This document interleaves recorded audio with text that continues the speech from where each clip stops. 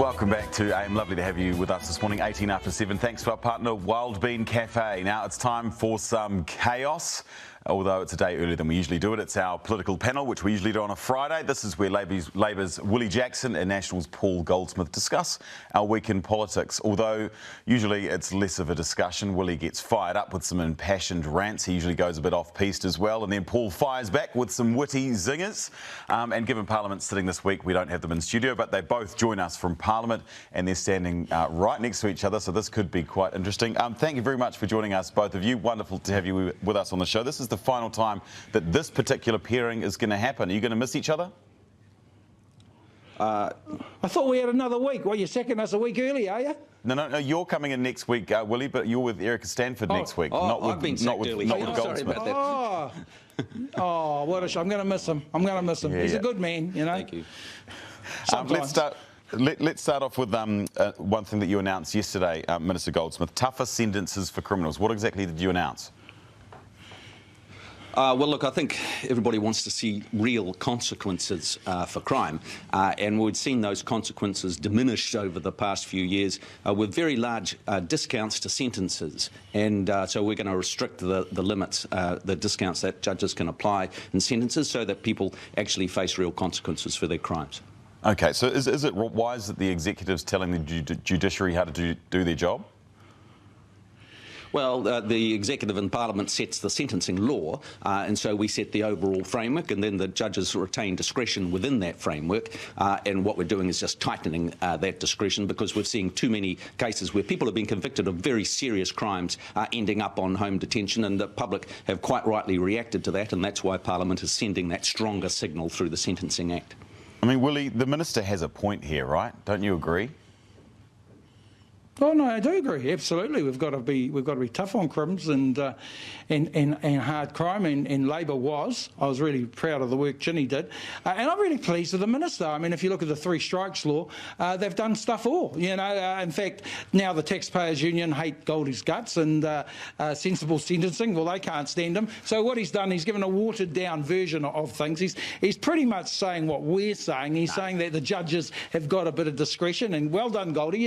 I've got hope for Goldie now, because what happened was his officials killed him, and they said, no, Goldie, you can't be a nasty right-wing fundamentalist like some of your mates in the ACT Party. You've got to do the right thing. So well done, National, for actually having a bit of common sense, Goldie. I think Willie's got his interpretation. I've got hope for you. I've got hope for you. Only that we're actually certainly are toughening up the sentencing act. We're bringing back 3 strikes and all those things. What we're doing is dealing with a few little kinks in the system that we'd inherited before, and that's what we're doing. I just remind people that the only focus that the previous government had was reducing the prison population, regardless of what was going on in the community. We've shifted that, and our focus is reducing the number of serious victims of serious crime. No, so that's the focus of the justice system. You know that. Look, Lloyd, you know this. Sensible sentencing saying, what the hell has happened to Goldie? What's happened to the National Party? I haven't seen that report. No, I'll show you it after this if you like. As well as that, their beloved Taxpayers Union, they're saying... Yes, Willie, you're just saying the same thing over again. You just said this. OK, you sound like a vinyl that's... No, but anyway, this is ridiculous, Willie. No, Willie, Willie, just be quiet. But your officials have killed you over this. Shut your pie hole, all right? OK, thank you. That's a nice way to treat your guests there. Yeah, thank you. Well, I tried asking nicely, but I just had to say it. It's all good, it's all good. So, Willie, National used to say that you guys were soft on crime, but now you're saying that the National Party's not tough enough on crime? No, what I'm saying is they've come to a bit of common sense here. They've just tweaked things. You know, they're doing what we're doing, and I'm pleased about that, because Goldie's officials have said, no, this 3 strikes madness from the ACT Party and from the Taxpayers Union is going to turn society on its head. No. What Goldie had was a rebellion from his officials. So what I'm saying is they haven't got it perfect, but at least they've made a few tweaks without going too far. And I just want to say, well done, Minister. You know, keep it up, but he's fallen out with his own constituents. We were going hard anyway, and we must continue down that track because the public must feel safe. So, I think we're on the same tandem here. We should do more of this, Goldie. There's certainly more than tweaks. They're actually very substantial changes, and it's going to make a big difference. And so, judge's discretion. If you're dealing with crime as a whole, there's a whole range of things you've got to do. But the punitive side is very important. There actually has to be consequences for crime, and people have to take responsibility, and that's what we're trying to restore. The second part, of course, is the broader social issues that we've also got to make progress on, like dealing with addictions, dealing with emergency housing sort of shambles that we've inherited. And so all those broader issues are also what the government's focused on. That was all in place, all in place. You're just continuing the good work. Well done, Goldie. We just want to, I'll just move on, and I hope you can still hear me, Minister Goldsmith, given you've got someone yelling in your left ear there. Can we talk about KiwiRail, please? Because I saw some comments earlier this week that your government hasn't ruled out either selling KiwiRail or selling off parts of KiwiRail. Can you rule that out now? Are you considering selling off either the Inter-Islander or parts of KiwiRail? Well, we're not. There's no plans to sell KiwiRail. It's a state-owned enterprises. We're not selling our state-owned enterprises.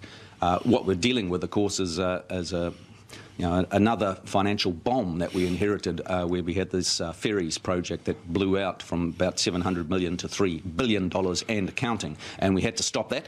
And now we're taking stock and coming up with some options to replace those ferries, because we want to have the ferries replaced, and that's what we're working our way through. So, no, can you rule it out now? Can you rule it out now that you won't sell off sell KiwiRail or parts of it? Well, we're not going to be selling KiwiRail. Absolutely. Okay. Will you sell the Inter-Islander? Well, the Inter-Islander, we need to get some new ferries, and that's what we're focused on. And look, frankly, all options are available when it comes to replacing the ferries, and we're working our way through the options that there are. We've got to make sure that we've got some good new ferries so that that Cook Strait connection continues. I'm just wanting a no from you here. So you're not going to sell KiwiRail, but Inter-Islander is part of KiwiRail. No, we're not going to sell KiwiRail. And you're not selling parts of KiwiRail either? Well, we're not selling KiwiRail. It's simple as that. Are you selling parts of KiwiRail? Can you rule it out? Well, I'm not as clear as I can be. We're not going to be selling KiwiRail. We're looking at replacing the ferries, and we've got all options in terms of how we replace those ferries, but we're not selling KiwiRail. OK, well, that's left me pretty worried. Willie, he's saying he's not selling KiwiRail, but he's not saying that he's not selling parts of KiwiRail. Are you concerned about that? You know, he's a good man, isn't he? He's a good man, but I'm really worried about him. I thought we made some progress before this interview. But you got to wonder, Lloyd, very good questioning, mate. Is it up for sale? That's what you got to ask. Nothing is up for sale. And could I have a go here? I barely had a shot in the last 60 seconds. In terms of the deal, Lloyd, we had the deal. Grant Robinson and them negotiated the deal. It was a shocking deal. $562 million was the deal, Lloyd. $562 million. But these guys, they come in big, tough guys. We're cancelling that deal. What are they paying now? Lloyd? Probably 3 times the amount. So we had the deal of the century 2-3 years ago. These mugs go and cancel it, try and act tough, and now we're going to end up paying $1.2 billion, and then you've got the charges for breaking the contract. So you're talking about 1.5. No, you're just completely making it up. 1.5. Let me have a crack there, Goldie. I gave you a crack.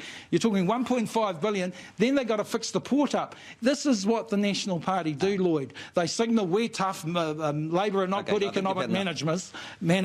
And then we end up paying 3 times the amount. It's just like the cancer drugs. It's just like the 3 strikes. There's Willie, a theme here. They agree with you that the ferry, you did get a good deal for the ferries, and that's not the part of the deal that they've got a problem with. They quite like the ferry idea.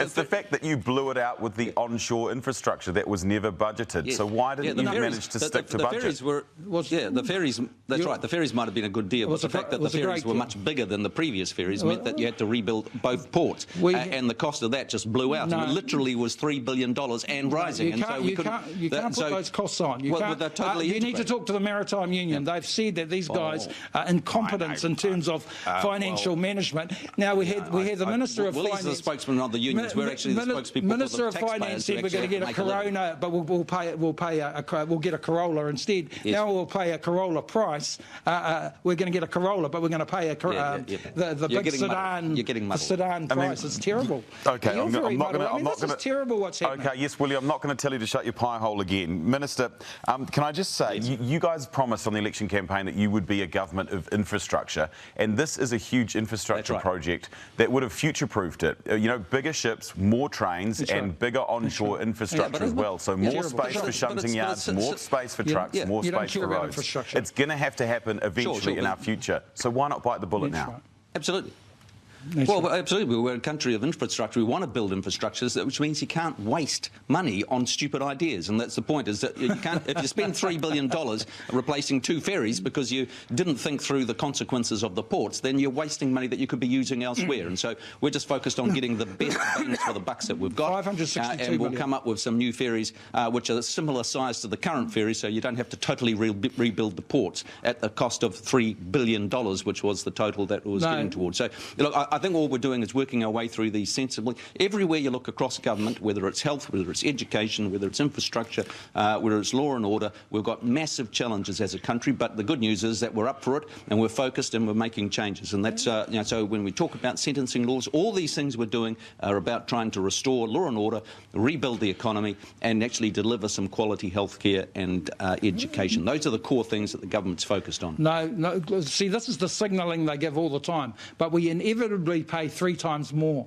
Well, look at what happened with the cancer drugs. We end up paying twice, 3 times more because they stuffed it up at the start. And people, look, well done. We want our people to be looked after. But you've still got a group of people who've missed out. Yes, we do support the Farm Act budget, but again, this is bad economic management, disgraceful. I think I was cutting some slack to Goldie, but I think Goldie's got to say about bad economic management. Okay, all right. This is getting in. This is. Yeah, I wanted you guys to behave like adults towards the end of this, Willie. But we've got to leave it there. This is the last time you guys are together. Do you guys actually? Do you guys get on? Do you guys get on well, or are you always like this in Parliament? You get on well? Just our viewers probably want to know. Of course, he's got that's his Māori side, Goldie? He was up Ngāti Pro. He was up the East Coast last week, conning all the Māoris, Goldie? Oh goodness! I'm sure Nikki Kay would agree. Can you guys hug it out just to show our viewers that it's not personal? Hug it out. Well, like our air thing will fall out. Oh, okay, right. Well, we've got to leave it there anyway. Cut it out. He's all right. He's okay. Yeah, there you go. That's all we wanted. Thank you both for joining us. I know things do get quite intense, and it turned into a bit of a shouting match. But what better way to finish our political panel with both of you two? Thank you very much for always going out of your way to come on the show. We do appreciate it, and all the best. That was our political panel: Paul Goldsmith and Willie Jackson. We do have one next week, but we've got Erica Stanford in for Paul Goldsmith. It is 7:30 time for the news. Here's Alice.